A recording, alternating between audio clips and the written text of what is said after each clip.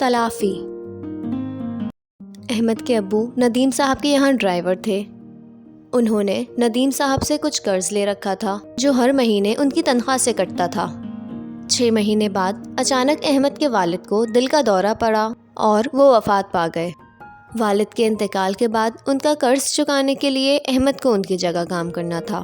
احمد گاڑی چلانا نہیں جانتا تھا، اس لیے ندیم صاحب نے اسے گھر کے کاموں کے لیے رکھ لیا۔ قرض کی رقم بڑی تھی، اس لیے احمد کو 24 گھنٹے وہیں رہ کر کام کرنا پڑتا۔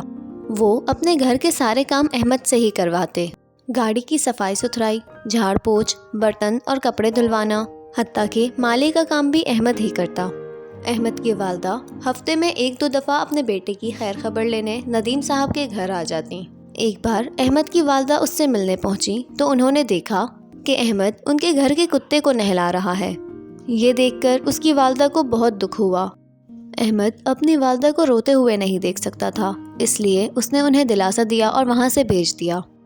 چند ہفتوں بعد ندیم صاحب کی طبیعت بہت خراب ہو گئی، شاید وہ کسی بیماری میں مبتلا تھے۔ ندیم صاحب کے گھر والے ان کی اتنی فکر نہیں کرتے تھے جتنی دیکھ بھال احمد ان کی کرتا تھا۔ کبھی ہوا خوری کے لیے باہر لے جانا تو کبھی دوائیاں اور کھانا کھلانا۔ ندیم صاحب کی طبیعت روز بروز بگڑتی جا رہی تھی، اس لیے انہوں نے اپنے وکیل کے ذریعے ایک وصیت تیار کروائی، جس کے مطابق احمد کے والد کا قرضہ معاف ہو جائے گا اور جائیداد میں سے ایک مکان اور ایک دکان احمد کے نام ہوگی۔ وصیت صرف ندیم صاحب اور ان کے وکیل کے درمیان تھی۔ کچھ عرصے بعد ندیم صاحب کا انتقال ہو گیا۔ وصیت کے مطابق اب دونوں چیزیں احمد کو مل چکی تھیں۔ احمد کی والدہ اب ان کے حالات سے بہت خوش تھیں، سب دکھوں کی تلافی ہو گئی تھی۔ وہ پچھلی تمام پریشانیاں بھول کر ندیم صاحب کی مغفرت کے لیے دعا کرنے لگیں۔